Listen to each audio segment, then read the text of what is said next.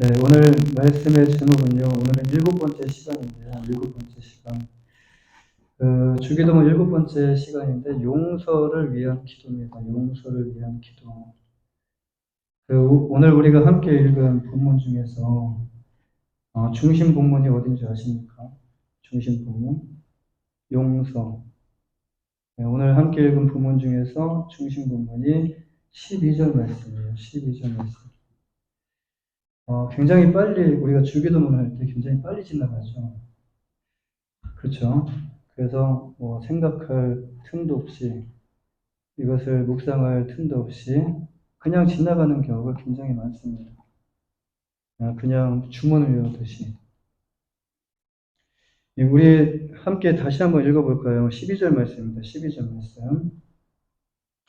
시작. 우리가 우리에게 죄 지은 자를 사하여 준 것 같이 우리 죄를 사하여 주시옵고. 주기도문을 할 때 이것이 무엇인지 생각할 틈이 없이 훅 지나갑니다. 그래서 이 말씀 우리가 잠시 묵상해 보면 이 말씀은 과연 무엇을 의미하는 것일까? 이 죄를 지은 자를 사하여 준다는 것은 무엇을 의미하죠? 용서를 의미합니다. 용서. 그런데 이 말씀은 누군가에게 용서를 찾아가서 구하라는 말씀이 아니라 다른 누군가를 우리가 용서하라라는 말씀이에요. 용서하라. 그런데 이어지는 내용을 보면요. 우리 죄를 사하여 주시옵고 라는 말씀이 나와요. 우리 죄를 사하여 주시옵고. 여기서 그 죄가 두 번 나오죠. 죄 지은 죄를 사하여 준 것 같이 우리의 죄를 사하여 주시옵고. 근데 여기서 죄는요, 헬라어로 그 호펠레마라고 하는데요. 글자 그대로 말하면 이것은 죄가 아니라 빚이라는 뜻을 가지고 있어요. 내가 뭔가를 빌렸을 때 빚. 근데 여기서 원어인 죄는요, 다른 어떤 사람에게 뭔가를 빚진 것을 의미를 해요. 이 빚은 무엇이죠? 빚은 우리가 빌렸을 때, 돈이라도 빌렸을 때, 그 돈을 갚고 싶으면 갚고, 돈이 없어서 못 갚으면 뭐 갚지 않는 것이 빚이 아닙니다. 빚은 우리가 빚을 졌을 때 반드시 갚아야 하는 것이 빚이에요. 그런데 여기서 말하는 빚은요, 경제적으로 지는 빚이 아니라 마땅한 의무를 이행하지 않는 어떤 것을 의미를 합니다. 마땅한 것을 이행하지 않는, 빚은 이행을 해야 되죠. 여기서 다른 의미인데, 마땅한 것을 우리가 어떤 것을 이행하지 않는 것, 그것을 의미합니다. 오늘 본문에서 예수님은요, 제자들에게 예, 우리가 용서를 하는 것이 뭔가 이유가 있어서 하는 것이 아니라 마땅히 우리가 이웃을 용서해야 할 의무에 대한 이 기도를 지금 주기도문 안에 포함시켜서 제자들을 가르쳐주고 있는 것입니다. 우리에게 말씀하시는 용서는요, 우리가 해도 되고, 또 기분 내키면 하고 기분 안 내키면 안 해도 되는 그런 것이 아니라 마땅히 우리가 이웃을 용서해야 한다라는 말씀이에요. 사랑하는 여러분 중에 최근에 누군가를 용서한 적이 있는 분이 계십니까? 우리는 용서를 할 때에도 그냥 깨달음이 오긴 오는데 바로 하진 않아요. 용서해야 된다는 것은 압니다. 근데 바로 하지 않아요. 바로가 아니라 마음속에 뭔가 이 분이 조금 가라앉고 용서를 할 마음이 생길 때 용서를 하게 돼요. 남자들은 그냥 생각나면은 그래도 조금 생각하고 바로 이렇게 용서를 구하지만 여자들은요 또 그러지 않아요. 또. 예, 좀 다릅니다. 달라요. 그래서 남자가 여자를 잘 이해를 해야 되고 여자도 남자를 잘 이해하셔야 돼요. 저희 집이 그렇습니다. 예, 다른 집보다도 저희 집이 그래요. 어, 바로 용서하지 못하는 이유가 많은 이유가 있겠지만 솔직히 마음 가운데 자존심이 허락하지 않아요. 자존심. 그게 무엇인지. 예.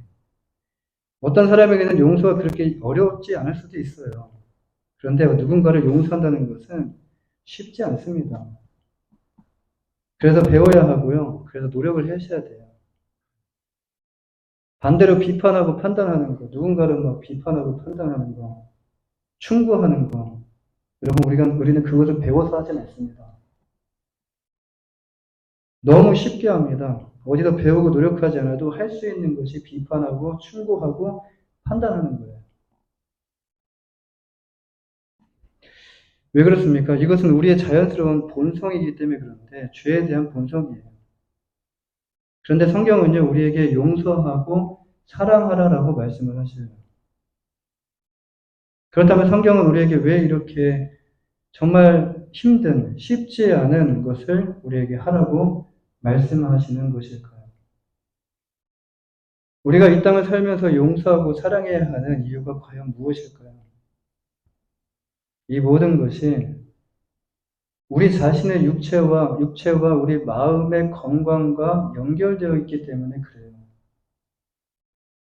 우리는 하나님의 형상대로 창조되었습니다. 아멘이십니까? 하나님은 어떤 분이시죠? 요한일서 4장 16절 말씀을 보면은 하나님이 우리를 사랑하시는 사랑을 우리가 알고 믿었노니 하나님은 사랑이시다라고 말씀하죠. 우리는 하나님의 형상대로 창조되었습니다. 그러면 우리 또한 하나님의 성품을 그대로 하나님께서 우리에게 허락해 주셨다는 거예요. 우리는 하나님의 형상대로 창조되었어요. 무슨 말이죠? 우리는 서로 사랑하며 살아가야 한다는 거예요. 이렇게 살아가도록 우리는 창조하셨는데 그 사단의 꾀임에 넘어가서 사랑이 아니라 서로 시기하고 질투하고 분노하고 하는 이런 반대의 삶을 살아가게 되어버렸다는 것이에요. 죄 때문에. 그러면 우리의 육체와 마음이 어떻게 되겠습니까? 저 반대의 길을 걸어가요. 굉장히 고달프겠죠. 우리가 걸어가야 될 길은 이 길인데 자꾸 거슬려서 이쪽으로 가려고 그래요. 사람들은 자꾸 이쪽으로 가는데 그 사람들은 막 삐집고 지나가려고 하면 힘들게 지나가려고 해요. 반대로 걸어가는 삶은요, 굉장히 고달픕니다. 왜 편한 길을 놔두고 왜 힘든 길을 선택해서 가냐라는 거예요. 젊었을 때 고생해. 이런 말도. 그러면 우리의 육체와 마음이 어떻게 됩니까? 우리의 육체와 마음은요, 점점 고달프게 돼서 힘들어서 고장나게 돼요. 그래서 우리의 마음 가운데 병들게 됩니다. 마음의 병이 뭘로 찾아옵니까? 이제 나중에 육체로 병이 찾아오게 되는 거예요. 여기서 용서는 사랑이라는 방에 들어가기 위해서 통과해야 하는 관문과도 같습니다. 사랑을 하기 위해서는 먼저 필요한 게 용서가 필요하다는 거예요. 이렇게 기도하라는 것은 다른 사람도 생각하지만 그보다 하나님은요, 지금 우리 자신이 병들어 고통당하지 않도록, 신음하지 않도록, 힘들어하지 않도록 우리 자신을 하나님께서는 그 누구보다도 우리를 생각하고 계시는 것입니다. 용서하지 않으면 누가 가장 불편할까요? 가정에서 특별히 용서하지 않으면 누가 가장 불편할까요? 가장 불편한 것은 상대방이 아닙니다. 가장 불편한 것은 바로 나 자신이에요. 그런데 사단은 우리에게 용서하지 말고 더 고집을 피면서 마음속에 더 오래 간직하라고 속삭입니다. 지금까지 네가 당한 것을 생각해보라고 말을 해요. 지금까지 기억도 안 났던 것들을 생각나게 만들고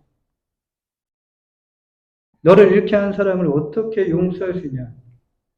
너를 잃게 한 사람을 어떻게 그렇게 쉽게 용서할 수 있냐라고 계속 생각 가운데 자꾸 이간질하면서 우리에게 속삭입니다. 사단이 이렇게 하는 이유가 무엇일까요? 사단이 이렇게 개입을 하면서 이렇게 하는 이유가 무엇일까요? 재미로 하는 것일까요? 아닙니다. 하나님과의 관계와 이웃과의 관계를 깨트려 버리기 위함이에요. 완전히 깨트려 버리기 위함이에요. 그리고 우리 자신을 병들게 하기 위함입니다. 우리는 관계 속에서 살아가요. 우리는 교제 속에서 살아가요. 그런데 교제가 없으면 결국 누가 병드냐면 우리 자신이 조금씩 병들어 간다는 거예요. 이렇게 나 자신이 힘들 것을 뻔히 알지만, 용서가 잘 되지 않는 건 사실입니다. 그렇기 때문에 우리는 더 용서하기 힘쓰셔야 돼요. 할렐루야. 오늘날 용서하지 않으면 안 되는 그 세 가지 이유라는 글을 보게 되었는데요. 이 세 가지 모두가 참 마음에 많이 와닿는 내용이었는데, 이 모든 내용의 공통점이 무엇이 공통점인가, 연결고리가 무엇인가, 우리 자신을 위한 것을 발견했어요. 용서를 해야 되는 이유가 무엇인가. 근데 첫 번째도 우리 자신을 위한 것이고, 두 번째도 우리 자신을 위한 것이고, 세 번째도 우리 자신을 위한 것. 첫 번째가 용서하지 않으면 그 분노와 마음이 독이 되어서 본인을 해치기 때문이다라고 말해요. 결국 나 자신이 피해를 본다는 것입니다. 둘째로 용서해야 속박에서 자유로워진다는 거 말이에요. 자, 집에서 싸웠습니다. 용서하지 않아요. 방에서 안 나와요. 누구 손해입니까? 나오고 싶어도 못 나가요. 그냥 방 안에 갇혀 있는 거예요. 셋째로 용서가 죄의 악순환을 끊는 길이며 서로가 사는 이 상생의 길이라고 말을 해요. 이것은 우리 자신뿐 아니라 상대방 또한 살릴 수 있는 방법이라는 것이에요. 그런데 용서가 잘 되지 않는 것은 사실이에요. 말은 쉽습니다. 만약 우리가 서로 사랑하고요, 서로 잘못에 대해서 용서가 잘 된다면, 잘 하고 있다면 성경에 굳이 이것이 기록될 필요가 없었을 거라는 거죠. 잘하고 있는데. 우리가 이 땅을 살아가면서 해야 할 것이 용서이기 때문에 계속 우리에게 계속 푸시를 하시는 거예요. 권면을 하시는 거예요. 계속 용서하라고 우리에게 말씀하여 주십니다. 잘 안 되니까 주님께서 십자가를 계속 보여주셔요. 십자가에서 나를 위해서 그 행하셨던 그 용서를 계속 십자가를 우리에게 보여주셔요. 그러면서 우리에게도 서로 사랑하라, 서로 용서하라라고 말씀해 주고 계십니다. 예수님은 그냥 하라는 것이 아닙니다. 이미 우리에게 보여주셨어요. 그냥 예수님께서 그렇게 해야 돼 라고 명령하지 않으셔요. 우리에게 이미 큰 용서를 우리에게 보여주셨더라는 거예요. 예수님은 제자들에게 기도를 가르쳐 주시면서 이 6가지 기도문 중에 왜 용서라는 기도를 넣으셨던 것일까요? 하나님은 우리가 용서를 통하여 무엇을 배우기를 원하시는 것일까? 세 가지만 말씀을 드리려고 해요. 첫째로 용서를 통해서 단절되었던 모든 관계가 회복됩니다. 이것은 어떤 교회에서 있었던 이야기인데요. 한 교회의 우리 장인어른과 사위가 같이 교회를 다녔어요. 그런데 다퉜습니다. 장인어른과 사위가. 그래서 여러 해를 두고 서로 말을 하지 않고 지내게 됐어요. 그게 하루가 되고 일주일이 되고 1년이 되고 여러 해가 됐다라는 거예요. 두 사람이 모두 주일날마다 꾸박꾸박 교회에 참석은 하지만 장인은요 이쪽에 사위는 저쪽에 뚝 떨어져 앉아 있는 것이에요. 누가 가장 불편할까요? 앞에 서 계시는 목사님이 가장 불편한 겁니다. 눈치를 보게 돼요. 왜 그러시지? 집에서는 자녀들이 눈치를 보게 되는 것처럼 이것을 매주마다 보는 목사님의 마음은 어떻겠습니까? 어떻게 해서든지 그 둘을 화해시키고 싶었는데 쉽지가 않아요. 그래서 어느 주일날 목사님은 설교를 마치고 사람들에게 이제 주님을 영접하기를 원하시는 분은 설교단 앞으로 나오셔서 주님을 영접하라는 초대를 하십니다. 그때 목사님은 이쪽 끝에 앉아 계시는 장인어른을 보고 장인어른을 보게 되는데 장인어른이 움직임이 있는 거예요. 발끝을 들고 살그머니 일어나가지고 우리 저쪽에 앉아있는 사위를 쳐다보는 것을 목사님이 목격을 하게 돼요. 그래서 이번에는 얼른 이 사위 쪽을 바라보게 됐어요. 그 사위도 역시 모인 무리의 머리 너머로 누구를 힐끗 보고 있었냐면 장인어른을 힐끗 보고 있는 거예요. 움직이나 안 움직이나. 장인이 먼저 이 통로를 따라서 내려와서 설교단 앞으로 걸어오기 시작합니다. 용기 있죠. 그러자 그때 사위도 뒤따라 다른 통로를 걸어서 설교단 앞으로 나왔어요. 설교단 앞에서 두 사람이 마주쳤습니다. 그때 그들은 누가 먼저 할 것도 없이 서로 손을 내밀고 악수를 하려고 해요.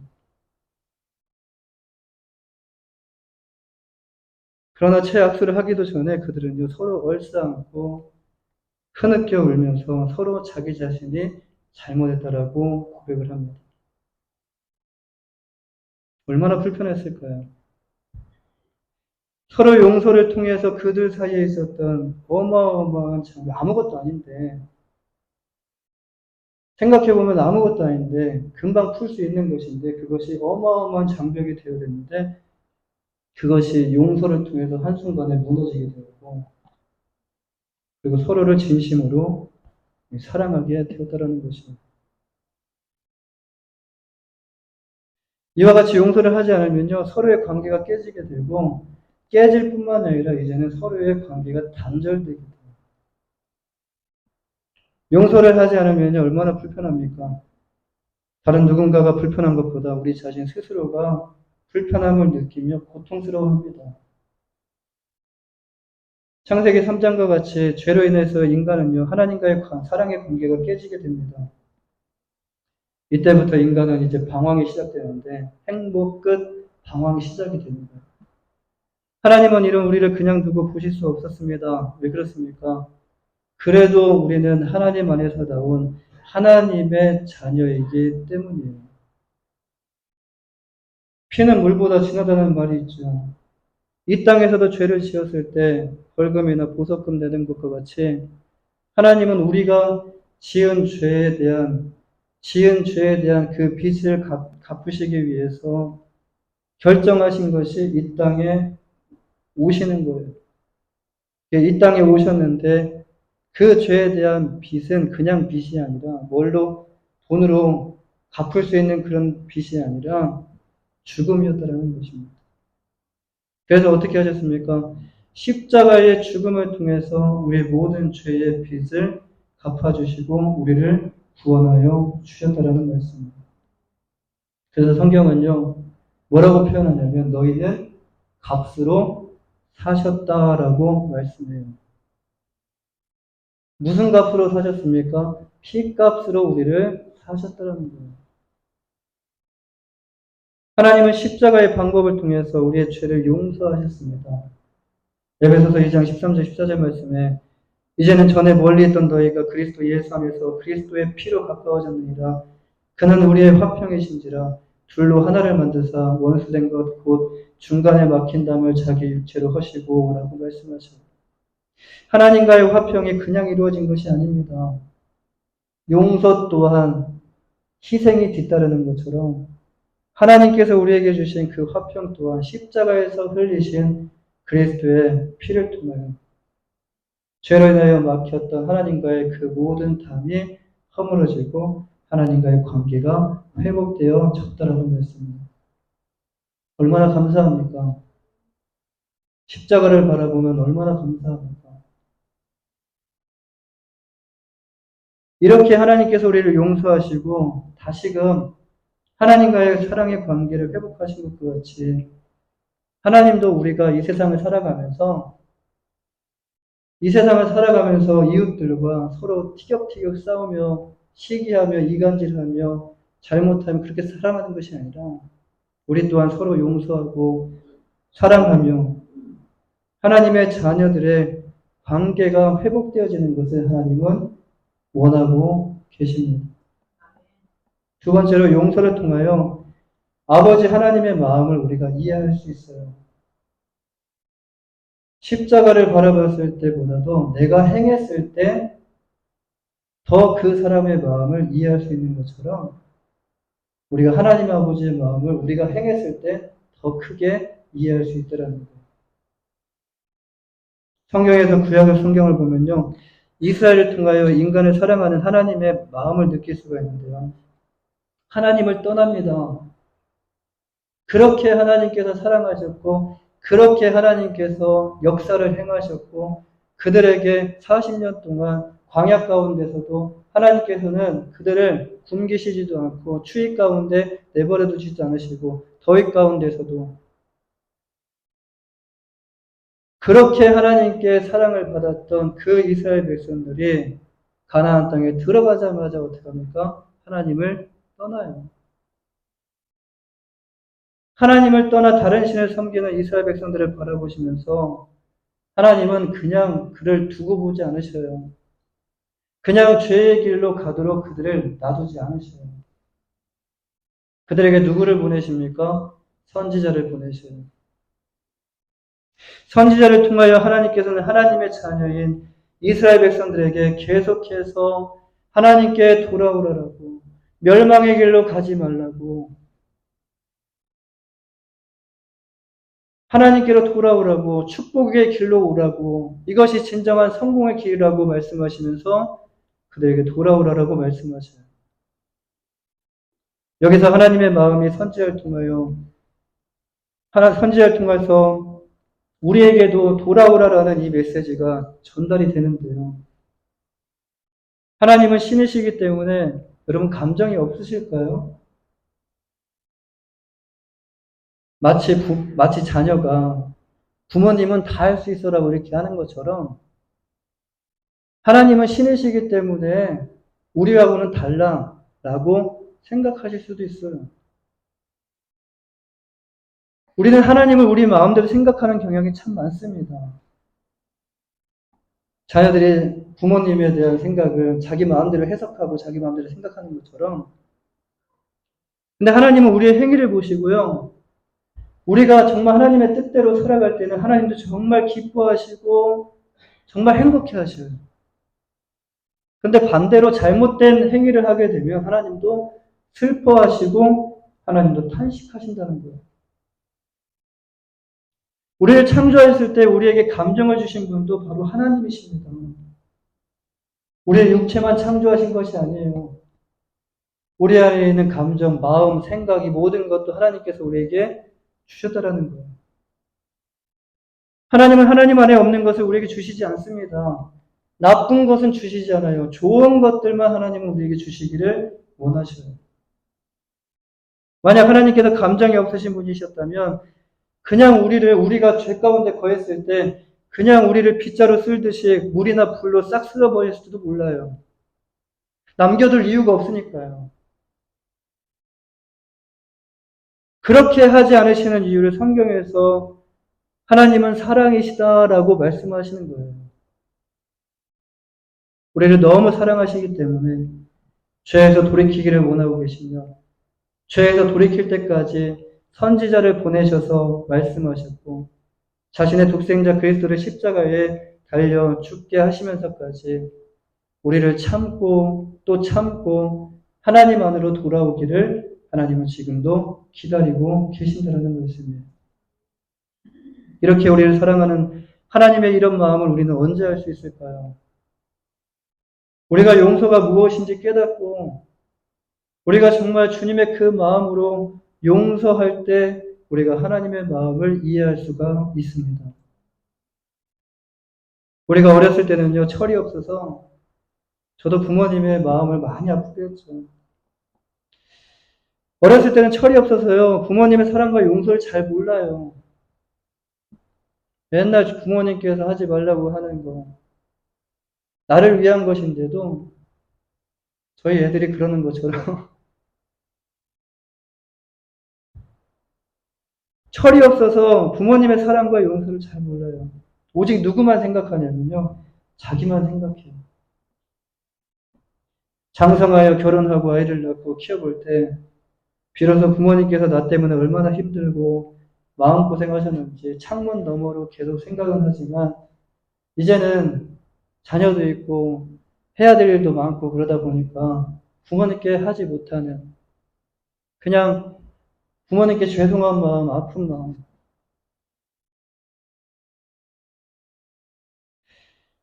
부모님께서 나 때문에 얼마나 힘들고 마음고생하셨는지에 대한 마음을 깨닫게 돼요. 이와 같이 우리가 우리에게 죄를 지은 사람을 용서할 때 비로소 우리는요, 우리를 용서하신 그 하나님의 마음을 알 수 있게 됩니다.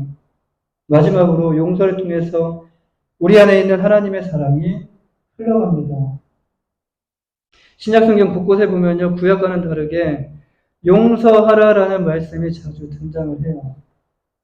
그 중에서 골로새서 3장 13절 말씀에 보면요, 누가 누구에게 불만이 있거든 서로 용납하여 피차 용서하되 주께서 너희를 용서하신 것 같이 너희도 그리하고 이 모든 것 위에 사랑을 더하라. 이는 온전하게 맺는 띠니라 라고 말씀하십니다. 그리스도 안에서 용서는요, 세상에서 용서와 다릅니다. 그리스도 안에서 용서는 그냥 용서가 아닙니다. 그 위에 그리스도를 통해서 우리가 받은 하나님의 사랑을 더하는 용서예요. 이를 통하여 한 사람의 육체를 살리게 될 뿐 아니라 한 사람의 지금 육체의 그 생명을 살리게 될 뿐 아니라 영적인 구원으로 인도할 수 있게 된다는 것이에요. 솔직히 우리가 그리스도의 이름으로 살지 않으면요. 그리스도의 이름으로 살지 않으면 우리가 그리스도 때문에 용서하죠. 그렇지 않습니까? 그리스도의 이름으로 살지 않으면 용서할 이유가 없습니다. 안 보면 돼요. 그렇죠? 내 마음의 주인은 그리스도가 아니고 나이기 때문에 나에게 유익되는 사람은요, 찾아가서 용서하고, 오면 용서하고, 그렇지 않은 사람은 그냥 쳐다도 안 봅니다. 용서하지 않아도 그만이에요. 마음의 불편함이요, 그냥 참으면 돼요. 조금 참으면 된다라고 생각을 해요. 그걸 인하여 병이 나도요, 내가 병나는 것이기 때문에 괜찮다고 또 생각을 해요. 딴 사람이 병나는 것이 아니라 내가 병나는 거니까. 이것 또한 사단에게 속고 있는 것인데 이것은 스스로를 괴롭게 하는 어리석은 행동이라는 거예요. 그런데 우리 그리스도인들이 용서하는 이유는요, 여러분, 우리 안에 있지 않습니다. 우리에게서 찾을 수 있는 것이 아니에요. 우리가 하는 용서는. 우리의 죄를 용서하신 그리스도 안에 있다라는 것이에요. 지금 우리의 마음 가운데 누가 계시냐? 예수 그리스도께서 계시기 때문에 예수님께서 용서라고 말씀하시기 때문에 그 이유 때문에 우리가 용서를 하는 거예요. 그리스도가 바로 우리 마음의 주인이기 때문에 주인으로 인정했기 때문에 그리스도께서 우리를 십자가로 용서하셨고 우리에게 용서에 대한 말씀을 하시기 때문에 우리가 하기 싫어도요. 마치 부모님이 자녀들이 이렇게 싸웠을 때 어떡하죠? 서로 둘이 세워놓고 서로 미안하다라고 말을 하라고 했을 때 서로 그냥 입중 대밀고 그냥 안 하려고 하죠. 그래도 부모님이 계속 강요하죠. 서로 미안하다고 해. 근데 부모님 때문에 억지로라도 용서하는 것과 같이 하기 싫어도 용서하는 것과 같이 근데 용서하고 난 다음에 서로 안아줘라고 했을 때 안고 나면 다 풀려요. 그리스도의 마음을 품고 억지로라도 용서를 힘쓰며 우리가 살아가는 것이에요. 우리에게는 용서할 수 있는 힘이 없습니다. 우리의 마음 가운데 솔직히 사랑할 수 있는 힘이 없어요. 이렇게 하는 이유는요, 이것이 하나님께서 기뻐하시는 일이기 때문에 우리가 이렇게 행하는 것이에요. 이것이 세상 사람과 그리스도인의 삶이 다른 것입니다. 교회 안에는요, 십자가의 용서가 우리 안에 들어와서 그 용서가 우리 안에 보여있는 것이 아니라 십자가를 통해서 우리에게 베풀어 주신 그 용서가 우리 안에 들어와 그것이 보여있는 것이 아니라 이것이 다른 누군가에게 흘러가야 해요. 교회 안에 용서의 물결이 파도를 치셔야 돼요. 교회 안에 사랑의 물결이 파도를 치셔야 돼요. 그런데 그리스도 안에서 용서는 용서로 끝나지 않습니다. 그리스도는 용서할 때 그 위에 그리스도의 사랑이 더해진다는 거예요. 이것이 교회 안에 차고 넘쳐서 차고 넘쳐서 더 이상 이것이 둘 수 없을 정도로 차고 넘쳐서 이제 세상으로 이것이 흘러 넘쳐야 된다. 우리도 사랑하지 않는데 어떻게 세상 가운데서 사랑을 우리가 베풀 수 있겠냐라는 거예요. 우리를 통해서 하나님의 용서가 세상을 흘러가야 됩니다. 그리스도인으로서 세상이 하지 않는 진실한 용서를 우리가 보여줄 때 세상 사람들은요, 그리스도인들을 통하여 하나님의 사랑을 보게 될 것입니다. 교회는 지금 이 건물이 교회가 아닙니다. 바로 우리 자신이 교회예요. 교회는 하나님과 세상을 연결하는 통로이자 다리입니다. 우리가 주님께 배운 용서를 세상 가운데 실천할 때, 교회 안에서 먼저 실천하고 이것이 흘러넘쳐서 세상 가운데로 전해져 실천되어질 때 그리스도의 사랑이 세상 가운데 흘러가게 되고 세상이 하나님의 사랑이 무엇인지 알게 될 그 날이 오게 될 줄 믿습니다. 사랑하는 여러분, 바다를 짜게 하기 위해서 필요한 소금의 양이 3%라고 합니다. 굉장히 적은 양이죠. 예레미야 5장 1절 말씀을 보면요. 너희는 예루살렘 거리로 빨리 왕래하며 그 넓은 거리에서 찾아보고 알라. 너희가 만일 공의를 행하며 진리를 구하는 자를 한 사람이라도 찾으면 내가 이 성을 사리라 라고 말씀하셔요. 한 사람이라도, 10사람도 아니고요. 한 사람이라도. 하나님은 지금도요, 의인 한 사람을 찾고 계셔요. 하나님의 편에 서서 하나님의 뜻을 이루기 위해 살아가려고 몸부림을 치는 그 한 사람을 하나님은 찾고 계셔요. 그 한 사람이 누가 되어야 될까요? 하나님이 찾으시는 의인이 바로 다른 누군가가 아니라 우리 한 사람이 되어야 되지 않을까요? 세상에 많은 교회가 있습니다. 많은 교회가 있어요.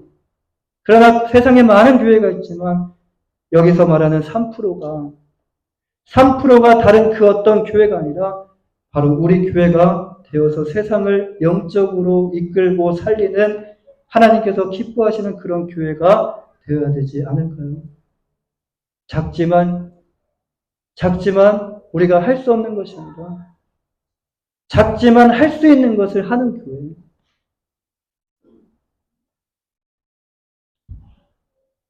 지금 우리가 실천해야 될 것이 뭐예요? 서로 용서할 일이 있으면 용서하는 거예요.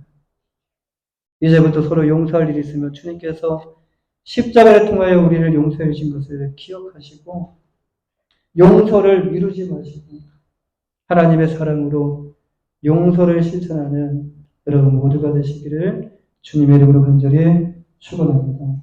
기도하겠습니다.